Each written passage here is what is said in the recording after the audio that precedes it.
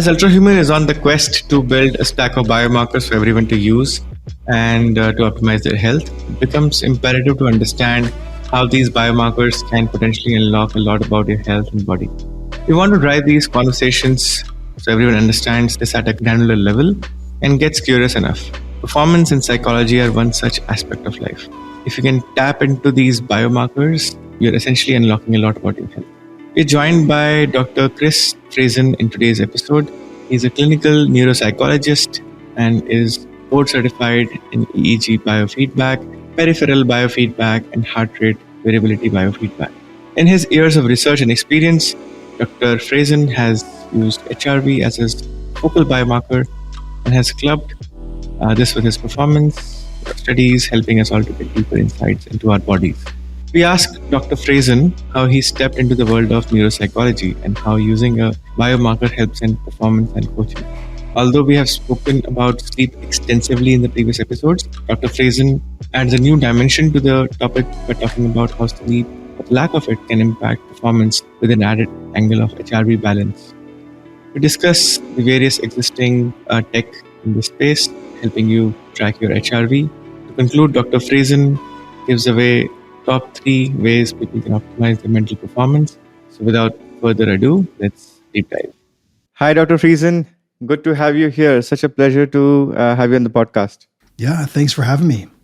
This is such an amazing space, and there's so much amazing work happening in the field of biomarkers. But I'm particularly very, very intrigued with your work. I think of what I read about the Sports Performance Psychology Center that you founded, and essentially the work that you have done with the HRV biomarker.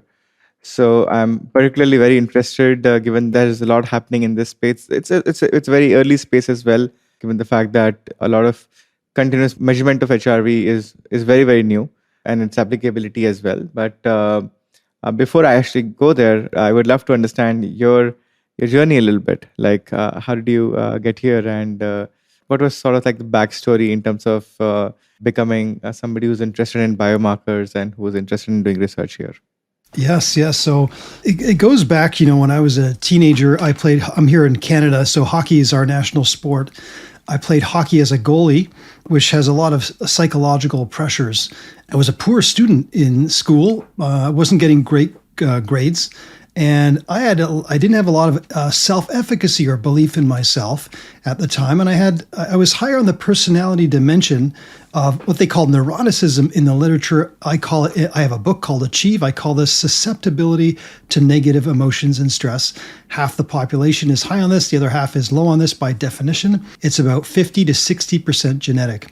And I realized that I wasn't going to make it professionally in hockey. And so I used what I learned to become a better goalie in hockey to apply it to school. And I also read some books like Tony Robbins' Awaken the Giant Within, but especially The 7 Habits of Highly Effective People by Stephen Covey. That really changed my life around. And I realized that it's not really what we think, it's what we do with our behaviors, our actions that help determine what basically our destiny or how we turn out. Long story short, I went to a university and started studying physical education. I didn't like that. I switched over to basically community health sciences, which is basically medical sciences and community public health. I finished that degree. And when I was doing that, one of my electives was in psychology. I just fell in love with psychology. It reminded me of 7 Habits of Highly Effective People and this sort of thing. And I finished that degree. I did a degree in psychology. And then I went to graduate school, did my master's degree in clinical psychology, and then my PhD as well in clinical psychology. And so I became a licensed clinical psychologist, but also neuropsychologist and forensic and correctional psychologist, so working in the criminal justice system. And I always wanted to come back and work with high performers. And so I basically went back and did extra training after the fact and became certified, or they call it a professional member of the Canadian Psychology Association, which is like a certification body to be able to work with athletes. I had my certification or training in executive coaching as well. And so that's what kind of brought me to where I am today. And I have a strong interest in psychology, physiology, and neurology. And everything I do is based around these sort of three major areas. That's really interesting, given the fact that in this space, given that there's a lot of work happening, but a combination of these two is fairly unique. There's a lot of work happening in the space of psychology coaching. There's a lot of work happening in the space of leadership coaching, from what I hear. But I think the modern take on this is that it could become way more objective and way more measurable, right? And traditionally, HRV or any other biomarker, most of these, the origin is in sports, because that's where people want the last 1% of edge, right? But bringing some of those benefits to executive coaching actually sort of like bridges the gap between the real world and what's possible, right, today in the world of sports performance. How does that really work? Like, if you can share a few examples in terms of how does using a core biomarker in the world of executive performance, executive coaching actually make a difference? Okay, so I'll give you two good examples. One, whether you want to call this biohacking, biomarker, one example is this: because I'm still a licensed clinical and neuropsychologist, I work with a lot of people. High performers come to me now, especially since the pandemic, and they want to know whether they have ADHD or attention deficit hyperactivity disorder. And the traditional way to diagnose this is you look at questionnaire data, you ask them a number of questions, do they meet criteria for the symptoms? But there are biomarkers that are not 100% accurate, but that are highly predictive. For example, something I do is quantitative EEG, which is an EEG like you'd get at a neurologist's office or a sleep study, except we compare it to a large sample of normals, and we look at basically if there's deviations in terms of, let's say, fast beta waves or slow theta waves or delta waves relative to healthy individuals of the same age. Right. And that's something I do with most of my clients. So, for example, they want to know if they have ADHD, and what I'll do is one piece of information is this quantitative EEG. And interestingly, what we know from the literature is about 85% of people with ADHD have excessive slow waves or underactivity or underarousal in the brain, particularly the frontal lobe and the central top layer of the brain, the central and frontal parts of the brain have excessive slow waves. And EEGs are actually quite stable unless you're just pounded down 3 cups of coffee, or you didn't sleep at all last night, or you smoke marijuana. Other than that, if you're a little bit stressed or a little bit tired, it doesn't have a big effect on the quantitative EEG when we compare it to national norms. And what we see is, like I said, 85% of individuals with ADHD have excessive slow wave activity, again, underarousal, underactivation. This is why the treatment of choice by physicians is a prescription of stimulant medication, which to a lot of people seems confusing, especially when you think of ADHD children or adults who tend to be hyper, talking fast, can't sit still. Yeah. Why would you give them a stimulant? You want to slow them down, not speed them up. But it's because their brains are under-aroused and they need to constantly move and do things and change subjects to stay at a normal level of arousal in their brain. And so this is why stimulant medications are prescribed. So one of the things we look at is, do they have this biomarker? It used to be called in the literature called the theta-beta ratio. So theta is slow wave activity, beta is faster wave activity. And when it depends on the age category. Adults is about 2 point something, a ratio of everyone has more theta than beta, but you don't want it much higher than that. Yeah. And if you do, that's highly consistent with individuals with ADHD. But it's not just with ADHD. It helps me understand a person who comes in. So someone who's got troubles with motivation, troubles with, being as good as they want to be in their sport or in their life. If they have a brain map that suggests this, this can determine what, in a way, I quote unquote prescribe for them, in the sense of what kind of, maybe I don't sell supplements, but like what supplements they may want to look into, and always talk to their doctor. Right. What kind of brain training or neurofeedback would be helpful, whether they should be using caffeine and how much they should be using, whether they should try to meditate. So all these things play a role. That's one example. Is the theta-beta ratio is a biomarker that we use to help with identification of ADHD. The other biomarkers we use, another main one is basically heart rate variability, or HRV, like we were saying. HRV is, as you know, cardiologists discovered this years ago, that it helps predict heart attack risk with individuals with heart disease. But these are wearing 24 Holter monitors.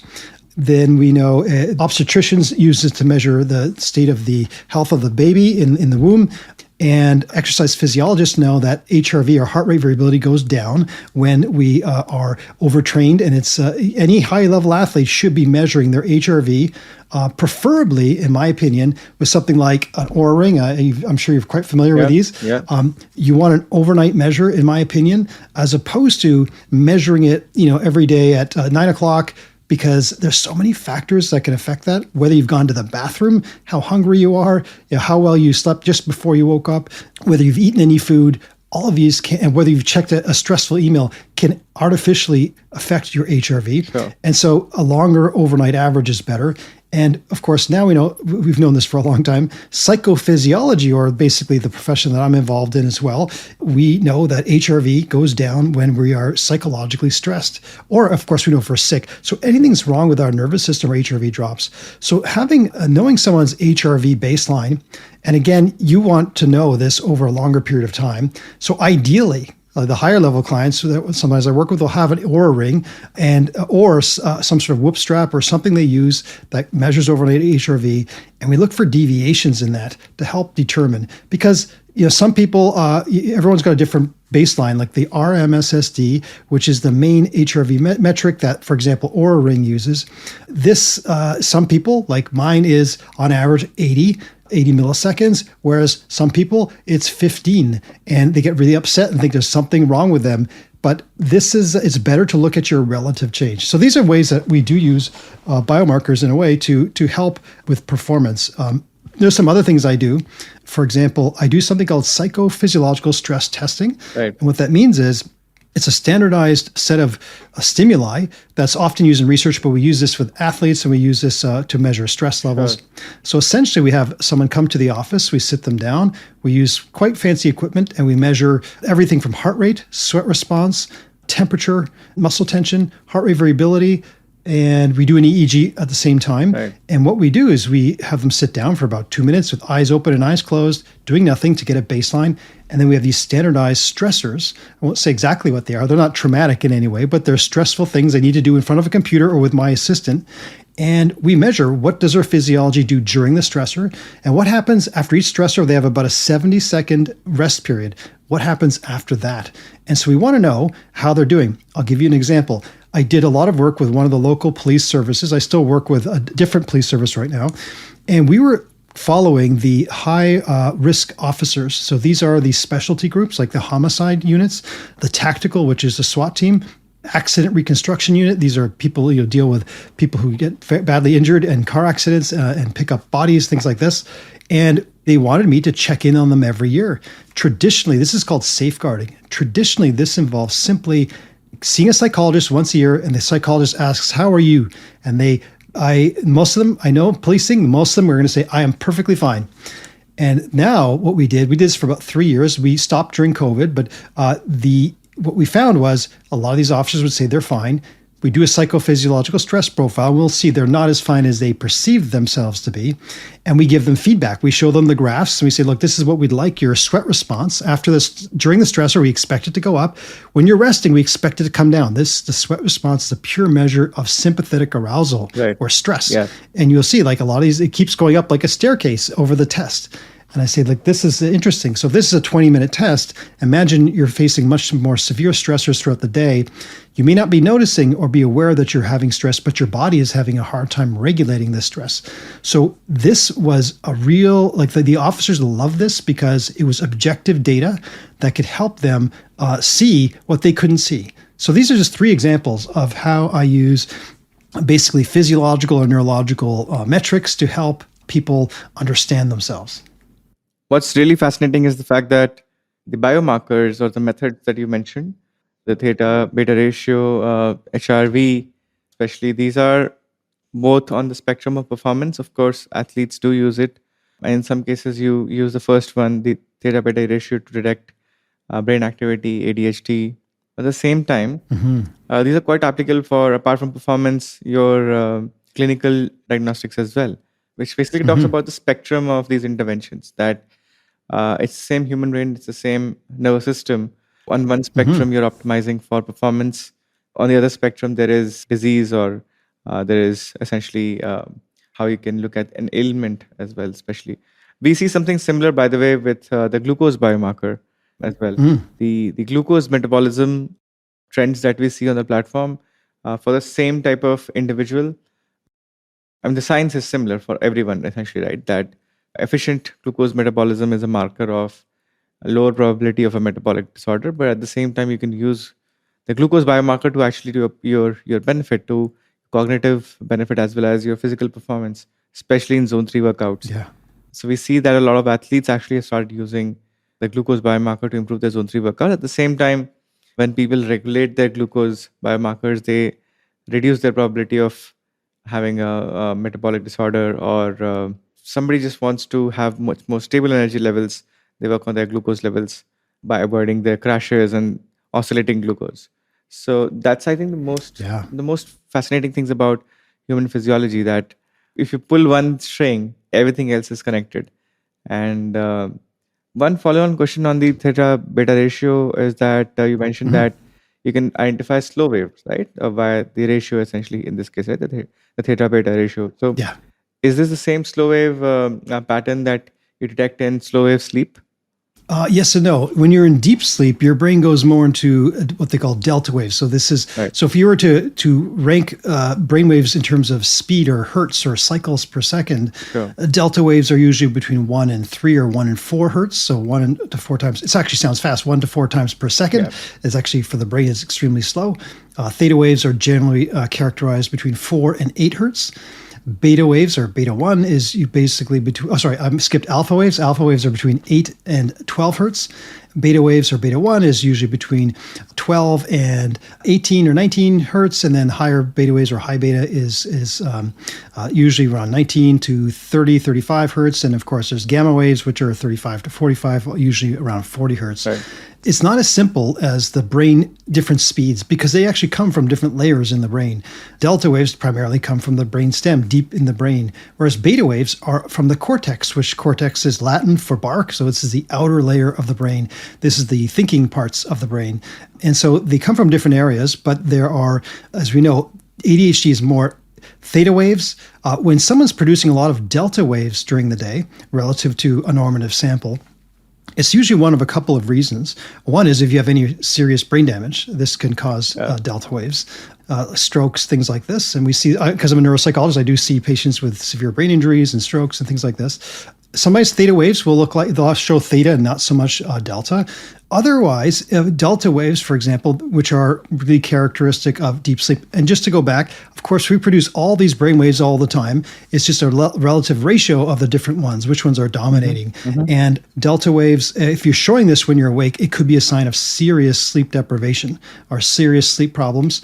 And sometimes people are not even aware of this. They think they're sleeping well. And I usually recommend they get a sleep study if they're showing a lot of delta waves and they have no history of serious metabolic issues that might be affecting the brain, or brain damage in any way. But this is usually not a good sign. We want to, the way I try to explain it to patients and clients is that, look, your brain isn't getting the deep sleep that you need, the stage 4 sleep. And this is when all the repair happens. This is when the glymphatic system is activated, cleans basically metabolic byproducts out of your brain, which are now known, because now we understand the correlation between sleep deprivation or sleep problems or insomnia in your 40s, 50s, and 60s, and dementia and Alzheimer's disease as one type of dementia later in life. And they didn't really know. Now we know. If you don't get deep sleep, your brain isn't cleaning out these metabolic byproducts, and they build up, and amyloid plaques build up and things like this.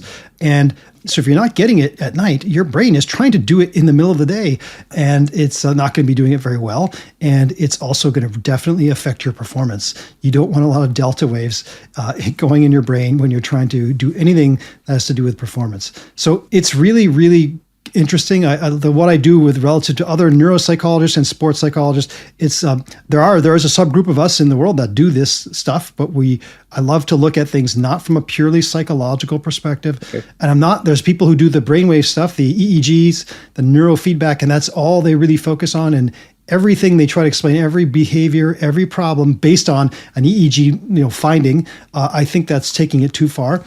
The technology is great, but it's to me, I don't believe it's that as accurate as we like to think.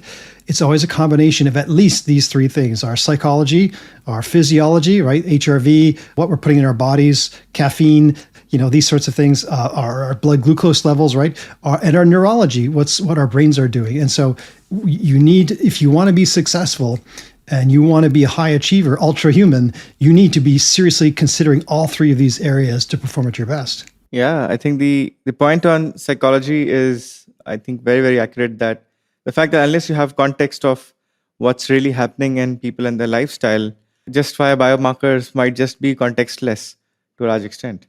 Very much, yeah. Right? So, and I love this, and like what you guys are doing and where the world is going right now with biotechnology and biomarkers is, there's stuff going on beneath the surface that we're not aware of. And for most people, I think the vast majority of people, if you understand and you have objective data, like the police officers I told you about, say they don't think they're stressed at all, and we show them the data, they change their behavior because I say this is, your body is not handling it well now. In 5 to 10 years, all these problems will come to a head. Your body will send you a rude message, whether it's hypertension, whether it's you're going to be definitely grinding your teeth at night, whether it's, all of a sudden migraines that have no explanation. Of course, chronic, unregulated stress can lead to problems like heart disease, can lead to cancer, can reduce your immunity, can affect your sleep. And of course, your sleep affects all these. Yeah. And I actually have a YouTube channel where I just started over the pandemic, where I go over basically these things I'm talking about. I have a number of them on being productive and motivated. But the last 6 months or so, I've been producing videos on sleep. What's the name of the channel? Oh, it's Friesen Performance with Dr. Chris Friesen. And I have, there'll be 20 videos specifically on sleep. I thought I was going to make 3, and then I realized this is too much details, and I don't want to make a long video, so they're 3 minutes to 12 minutes at the maximum. And I make these short videos that go over, first of all, what are the negative psychological consequences of poor sleep? There's one video. Right. What are the negative health consequences or physiological consequences of poor sleep? There's a second video. And what are the neurological consequences? All to show the people the reality of what happens when we don't take this seriously. So it's to motivate people to make a change. And then I go through what I call the 3 major causes of sleep disruption that are non-clinical. So I'm not including sleep apnea and restless leg syndrome. The 3 major causes, as most people know, but are circadian rhythm disruption. Number 2 is what I call physiological activation, which is our physiology being worked up, whether it's exercising too close to bed, caffeine in our system, stressful conversations. All these activate the sympathetic nervous system when we actually need that to come down, which is our gas pedal. We need our brake to turn on, which is the parasympathetic nervous system, the rest, digest, relax system in the evenings. We want cortisol to come down. And then the last one, these are the videos I'm just releasing now, is cognitive overactivation, which is what everyone complains of when they say they have sleep problems. They say, I can't turn my mind off. I'm lying down and I can't turn my mind off. That's part of it. I think for some people, that's purely the issue. But if you have circadian rhythm disruption by waking up at different times, being exposed to blue light and bright light, not getting bright light in the mornings, you're going to have some circadian rhythm disruption, and your body's not ready for sleep, and therefore you lie down and you're going to hear the chatter in your mind. And other people, it's a physiological activation. They're activated physically, and of course, you lie down and your mind's just doing what it normally does. And other people, is the mind is the issue, that they cannot turn their mind off. They get hooked or wrapped up by thoughts. And there are a whole bunch of strategies that it's beyond simple sleep hygiene, which I think is just the absolute basics.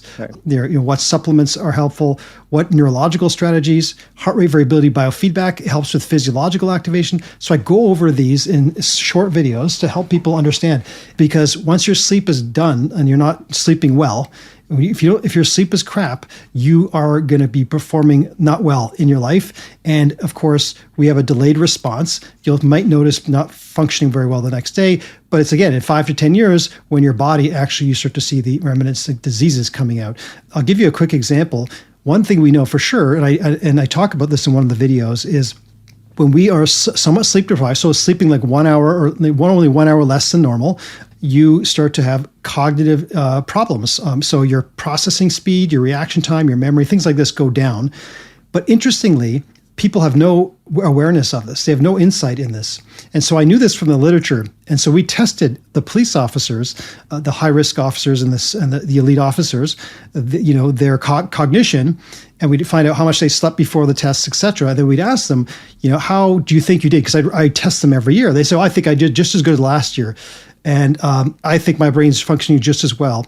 And if they haven't been sleeping well, their performance is actually reduced. So lack of sleep, we don't have the insight that our cognition is impaired when we have lack of sleep. So I think it's like having 1 or 2 beers. People say, I don't feel drunk. I think I'm fine. I can drive. Right. But if you measure them, they are actually impaired.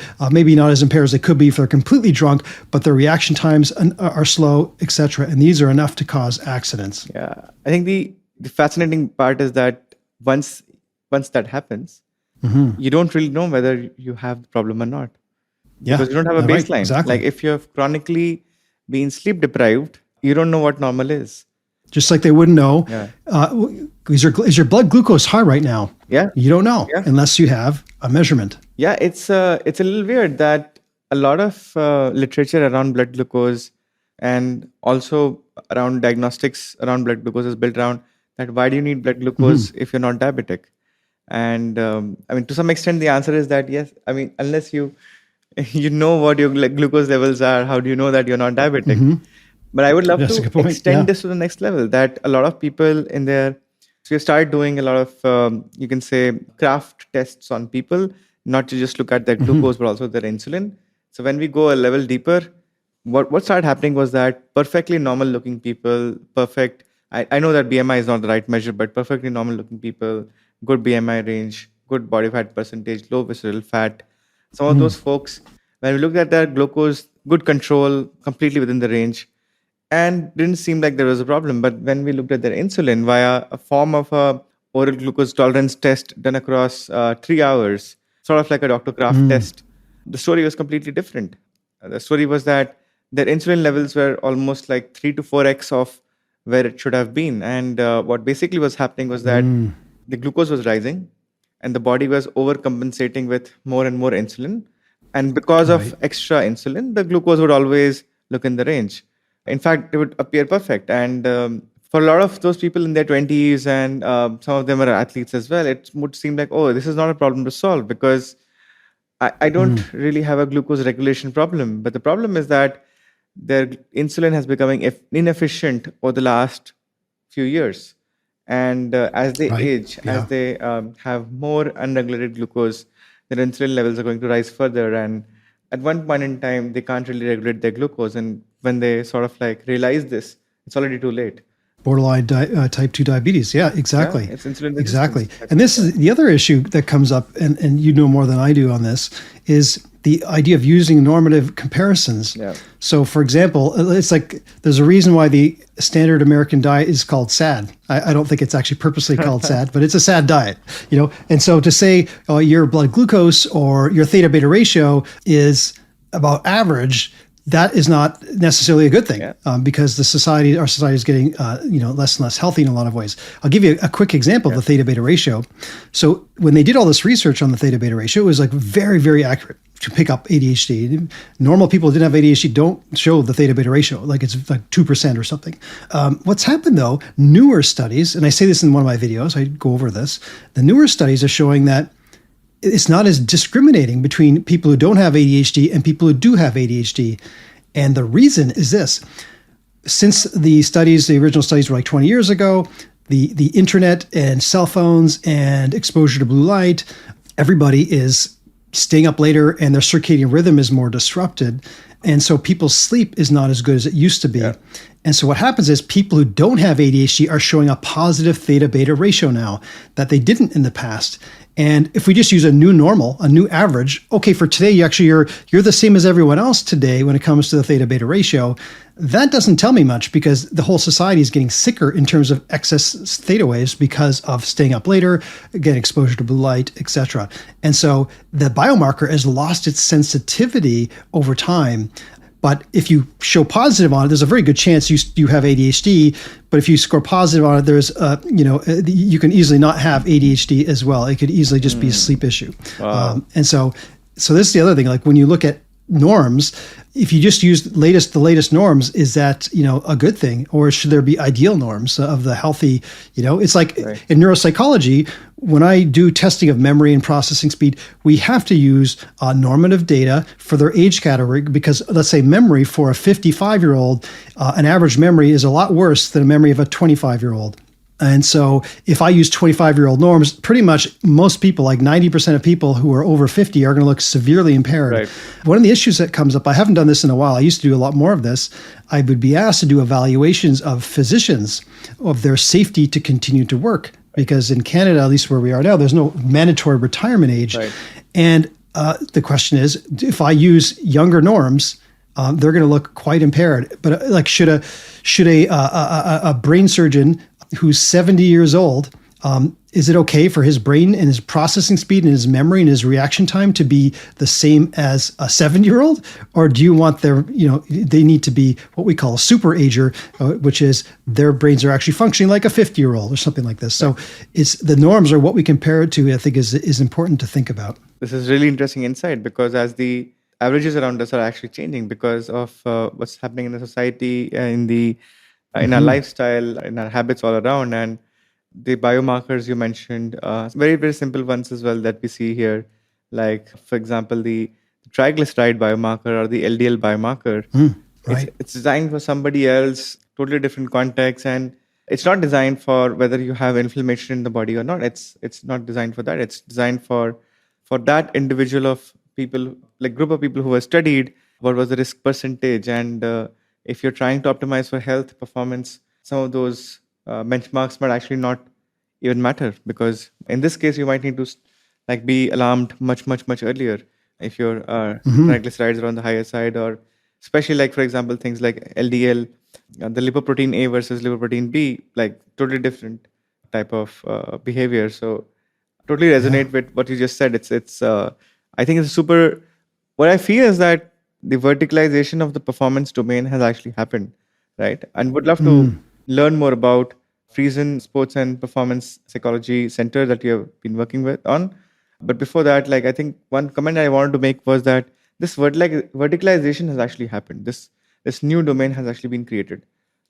But I think more of that has been made available to athletes, and it's not as accessible totally today. As we build companies in this space, I think people like you who actually are leading this space, get this out to millions of people. This will become available to not just athletes, but also everyone who actually wants to look and feel better. So with that, I would love to know more about the Friesen Sports and Performance Psychology Center. What are some of the key goals or key objectives that you have been working on with that? Yeah, so it's a completely applied practice. I don't do any, even though I have a master's and PhD, I don't do any research. I've written some articles with some colleagues. One is Dr. Bob Conder, who's a neuropsychologist in North Carolina, who worked with one of the NHL teams, and he worked a lot with military.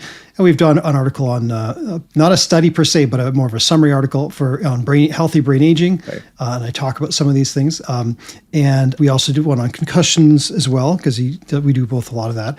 So my, it's actually, my clinic is a combination of two things. I actually have two clinics in one. One is called Niagara Neuropsychology, which is more the clinical side. And this is because I'm a neuropsychologist, and neuropsychologist is much more rare than a clinical psychologist, but I have both. I'm clinical psychology plus neuropsychology. Right. And this is where people come for head injuries, potential dementia. They're in the early stages. They want to know, is there something wrong? Yeah. Is there anything I can do about this? And we have these sort of quote unquote experimental things. And I don't mean experimental in terms of dangerous, just these aren't standards of care. For example, infrared light, something called the V light, which is from a company in Toronto, which is here in Canada, close to us. Sure. Where there's a lot of pilot studies that have come out where shining infrared light into the brain, one through the nostrils to get to the orbital frontal cortex, and the other one's basically on the default mode network, which are these 5 points on the head, central and the cingulate and the parietal areas, and basically it shines red light. And I actually have one. I use it. All these things I do with my clients. I do everything myself. I have one too. Yeah. Oh, you have one. Okay, so you know what I'm talking about. Yeah. So using things like this, you can use peak performers. I highly recommend people meditate. Actually, let me give you an example there. So when it comes to meditation, there are ways to enhance meditation. So everyone knows that there's lots of research that meditation, especially mindfulness meditation and focus meditation, these meditations tend to be quite good for us in our working memories and our ability to focus and emotional regulation, etc.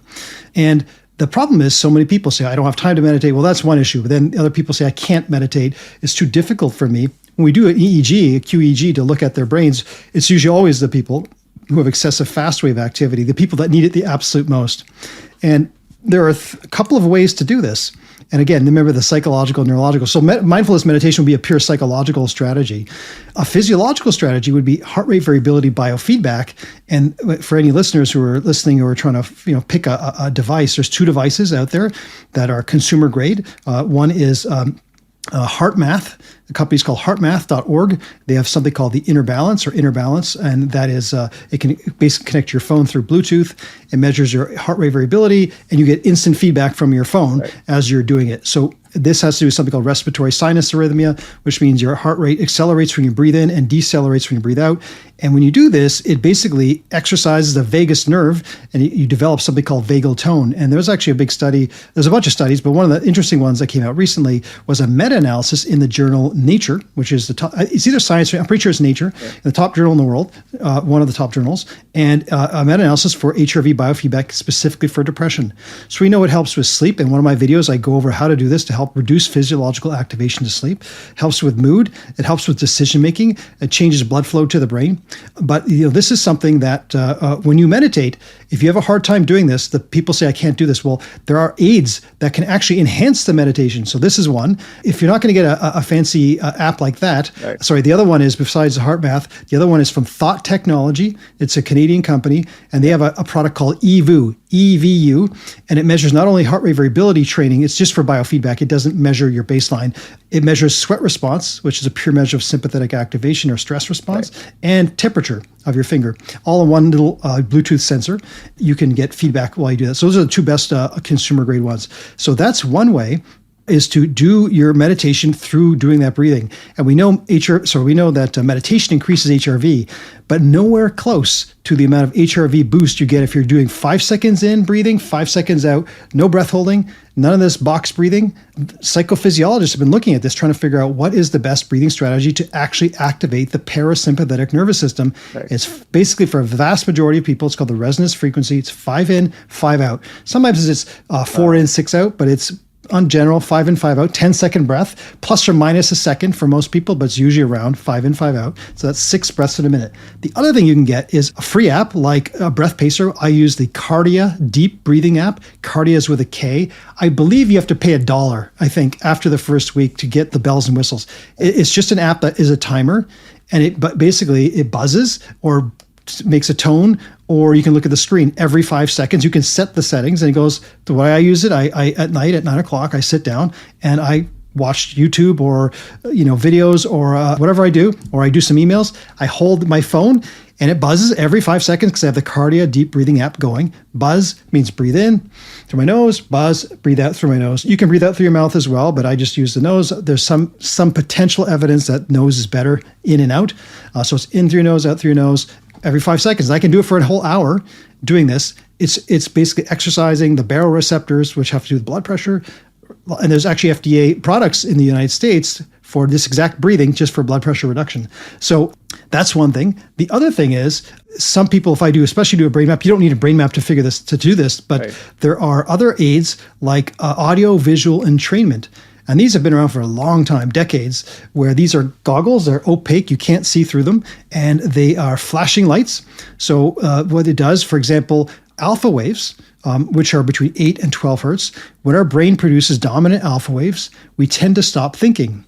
We're not very good at focusing as much because it's on the slower end of the slow waves. You want kind of low beta to focus. But if your goal is to meditate, and everyone says my mind is all over the place, well, when alpha goes up in the brain, especially in the posterior cingulate, research has shown on meditation, when people meditate and they're not thinking, the posterior cingulate, the beta or the fast wave, the activity goes down and alpha goes up, which means it's idling, it's resting.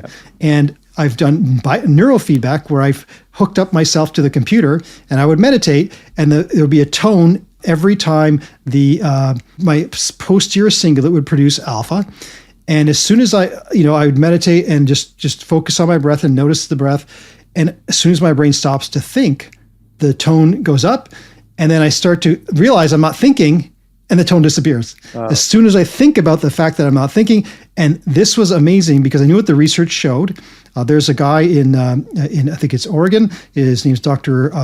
Jeff Tarrant from the Neuromeditation Institute. He's the one who is summarizing a lot of this research, and he does like courses and things like this. And he has a couple of YouTube videos, and he goes over some of this research. And it's really interesting to see.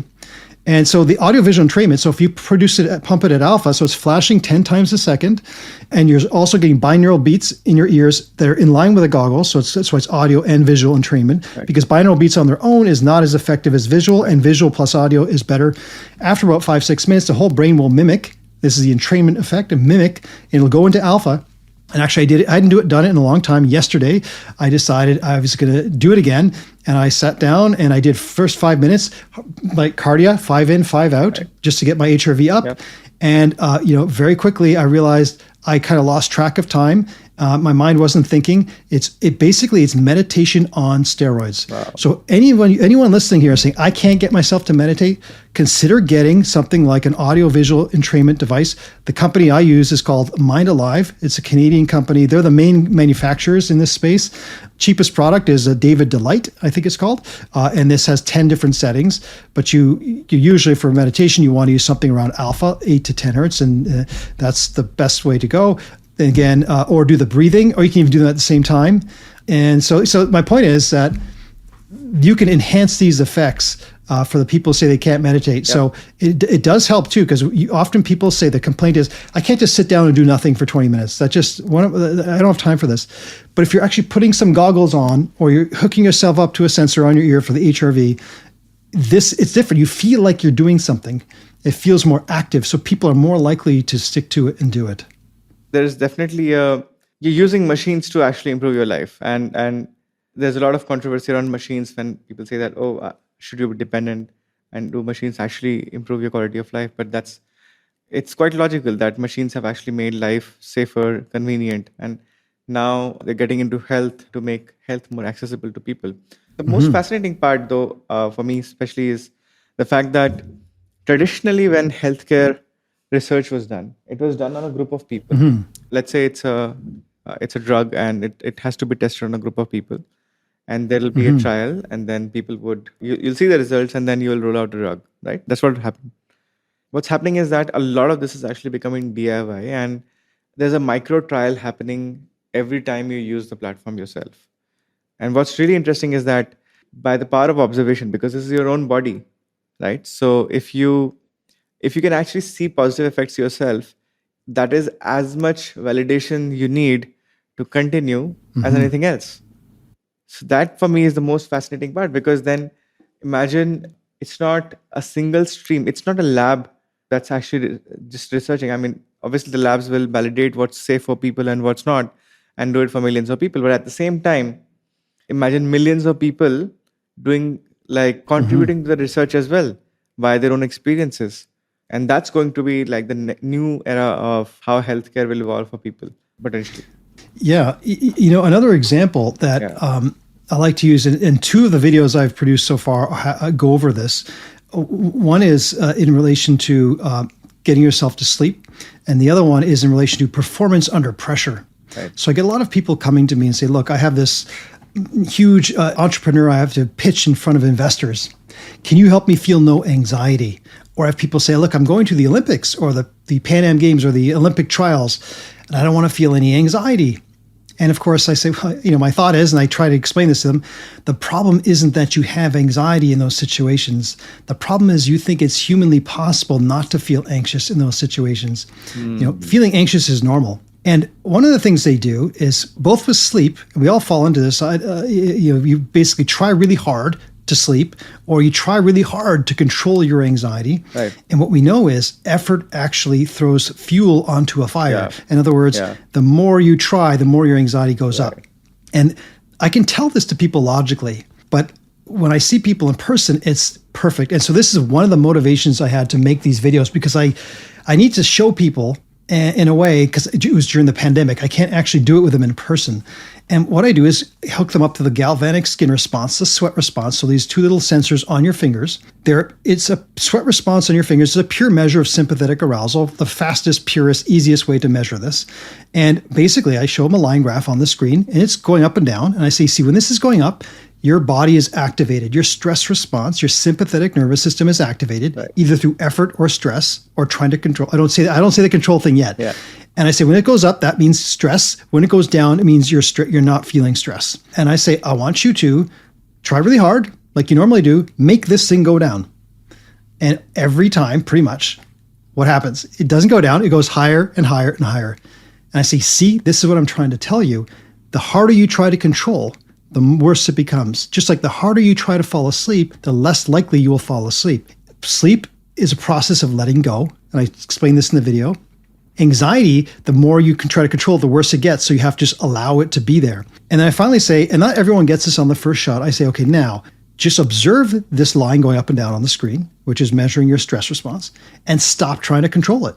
Just allow it to come down. Yeah. And you see, I use the word allow as opposed to try to make it go down. I'm saying allow it to come down.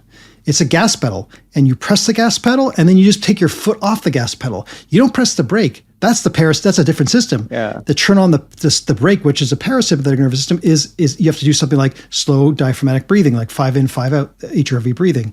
And so it's an aha moment for a lot of these people that say, oh my gosh, I've been trying so hard to control my anxiety or make myself go to sleep.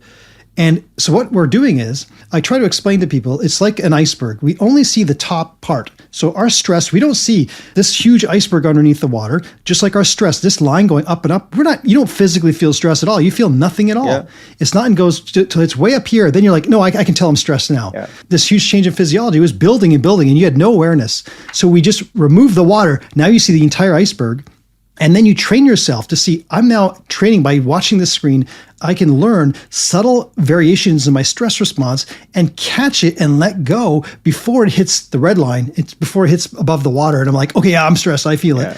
We want to catch that before. So it's really cool. It teaches you two things. This is called galvanic skin response or sweat response biofeedback. One is it teaches you basically, and you learn from that's an unconscious level and a conscious level, subtle changes in your stress response that you had no awareness before. And two, it teaches you that to have lower stress, you have to stop trying to control it. And those are the two things that I think for most people are in a way a big miracle, but it is using their own physiology to mirror back to them so they can learn. And it's for a lot of people, it's a game changer. This is opening up another dimension for human optimization, because a lot of this information, awareness, the method of iteration, to be honest, does not exist today. And with wearables, with gadgets, with companies in this space, I think it's been made much more available. To summarize this, I think for our listeners, and there are so many knowledge bombs that you have dropped today for people to digest, I think, what would be your top 3 methods that you would suggest people to optimize their performance? And I'm dropping performance as a term very, very loosely, but let's say mental performance. What would be the top 3 protocols or top 3 methods that you would have seen experientially that one can actually think about as we summarize this? Okay, so I have a whole bunch, but I'll try and pick a couple. Yeah. That heart rate variability biofeedback, no doubt. And that could be just downloading an app like Cardia with a K, Cardia deep breathing, and actually ignore the term deep breathing. Watch my video because I show you how to do it. Yeah. You're not deep breathing, you're breathing long and slow. Right. The heart, if you breathe too deeply, you're actually going to mess up the CO2 and oxygen balance in your brain, and you're going to feel dizzy and yawn over and over again. So that, because it's not just a state effect, like it doesn't just change you right there. It has, research shows, if you do this about 4 to 6 weeks, 20 to 40 minutes a day, and you don't have to do this for the rest of your life, you can cut it way back after that. Right. Your vagal tone changes and your baseline level of HRV goes up for most people if you're doing it correctly. And you become, what that really means is you still have the same reaction. If someone fired a gun outside our offices here, we'd both get the same stress response as always. But what would happen is how quickly your nervous system recovers. In other words, how quickly your parasympathetic nervous system, the brake, the rest digest system kicks in, will become much faster. Instead of 10 minutes, it comes in 2 minutes without you even doing the breathing at that moment. recovery, so basically. that would be, Yeah, exactly. Recovery. That's right. And that would be the number one physiological strategy. The number one the number one psychological or another psychological strategy would be this. The biggest problem, the least successful people make their decisions about what to do themselves every day based on their moods, based on their energy levels, based on what their mind says they can and cannot do, and their circumstances. Right. The most successful people, they make their decisions about what to do themselves, not based on their moods, not based on their energy levels, not even based on what their mind says they can and cannot do. They base it on their goals and values. And to do that, it's easier said than done, but you have to know what are my goals and values, and you have to have your reasons why, and you have to prepare. I was working with someone this morning, and I was teaching him a meditation strategy, and we had to go over. He says, I'll do it every day at noon. I said, that's not good enough. Just say you're going to do it every day at noon. At least you're giving a time. That's good. But what happens when the famous philosopher Mike Tyson says everyone has a plan until you're punched in your mouth, right? So when noon comes and you're tired, or there's a pressing email, and these things pop up, what are you going to do? You're going to go back to your default. I got to do this email. I'm too tired. Your brain's going to come up with 100 excuses, because the number one motivator for all humans and animals is a reduction of uncomfortableness, which is part of the limbic system, which is not really much of a thinking part, has no forward vision, which the prefrontal lobe, frontal cortex is where our goals and values are. That's what makes us human. And basically, you have to have a list. Why did I say I was going to do this again? Why did I say at noon I was going to meditate for 10 minutes every day? And you have to look at that list to remind you, because your limbic system is going to want you not to do it, because it doesn't want to feel uncomfortable. That sounds painful and boring. Right. Why would I want to do this? Right. And so you got to look at the list. What are the good things that will happen down the road if I do this? And what are the bad things that will happen if I don't do this? So that's probably the number one psychological strategy to get yourself to do things you don't feel like doing, because that is the key to health, to success, to making money, to academics, to relationships, everything. Yeah. If you cannot get yourself to do things, even when you don't feel like doing them, you're going to be in trouble. And let me think, let's say a neurological strategy. I mean, you could do neurofeedback and train your brain. That audio-visual entrainment I was saying we can do to really enhance meditation. I think that would be a good neurological strategy. And this is, of course, not including things like you better be exercising every day, or at least almost every day. So what's good for your heart is good for your brain. We know that going for a run or going for doing exercise is pretty much equivalent to taking Prozac and Ritalin. So Prozac is an antidepressant, increases serotonin. It's a misnomer. It's not an antidepressant. It's an anti-negative emotionality and increasing your feeling of satisfaction. That's what generally serotonin does. And the dopamine effect you get from the exercise as well is what almost every ADHD medication does, increases dopamine availability in your brain. Right. And what does that do? It makes you interested and motivated to pursue potentially rewarding things. It's not a pleasure molecule. That's bullshit. That's not really what it does. It doesn't make you feel pleasurable. Yeah. It makes you want to search out things that might be pleasurable. Right. And so it makes you attracted to things. So you got to be careful what you do. So if you open up your Facebook or something like this and you're supposed to be working, you do a quick run and you come in here, you're going to get super attracted to whatever that is. So you want to make sure that you engineer your environment, that you have the thing that you wanted to work on ready to go. And there's like 100 things like this. This is what I work with my clients like every day, basically, is how to get yourself to do things. You have to understand how the brain works, how your physiology works, how your psychology works. And once you understand that and you have a language to describe this, then you have a chance to, in a way, game your own system or game the system. Now you know the rules of the game, and you can get yourself to do things that are important, that are going to bring you towards what you need to, what you want, your goals and your values. So tools aside, I think the fact that you mentioned that it's your environment, either you control it or you get controlled by the environment, right? There are only two scenarios. You can be driven by your brain and your physiology, or you can actually you can ignore these and basically go beyond and above. That's very, very motivational. And I think this has been such an amazing session for our listeners. So many knowledge bombs, so many new things to try out. And I'm sure I'm going to try, I've been noting these down. I would love to try each one of these out and see how can I use these to improve performance and to do this in a measurable way. But Dr. Friesen, this has been really insightful, and I'm glad that we got a chance to connect. Thank you for making it here. This is such an enlightening session, and I'm sure we will connect and cross our paths in the future as well. I appreciate you having me on. Again, anyone's interested, the YouTube channel is basically still brand new. Friesen Performance with Dr. Chris Friesen. I also have a book called Achieve. Find out who you are, what you really want, and how to make it happen. It's on Kindle, physical, paperback, and Audible. And I think it's on iTunes as well. That is more about the values, how to be productive, but a big chunk is understanding your personality, which we didn't really get into today. But you have to know which is a lot to do with your biology, your genetics, understanding your personality. And once you know that, you can set the goals that are right for you. So it's a bit of a workbook on doing this, but it's a regular book, but it's got lots of strategies and work pages built into it. And for our listeners, we'll drop these links so that it's accessible to you on the podcast description. So to check these out. And I think this is super fascinating stuff. You don't find this anywhere. So give this a try and yeah, let us know. So thank you again, Dr. Friesen, and look forward to seeing you very, very soon. Yeah, thanks so much. Thank you. Well, that was intense, wasn't it? Optimizing both physical and mental performance are very layered and complex, but I hope this episode helped you understand how HRV and performance are correlated, and we're able to derive actionable insights as to how you can get started on improving your performance. We would love to hear your thoughts on this episode. Share your top ways of optimizing performance with us. Please feel free to start a conversation on social media, tagging us on Ultrahuman HQ on Instagram and Twitter. If you love what we're doing here at Ultrahuman Podcast, please subscribe, rate, and review on Apple Podcasts and Spotify. That'll be the best way for you to support us. That's a wrap, folks. Keep at your metabolic health journeys. I'll see you next week with a new episode.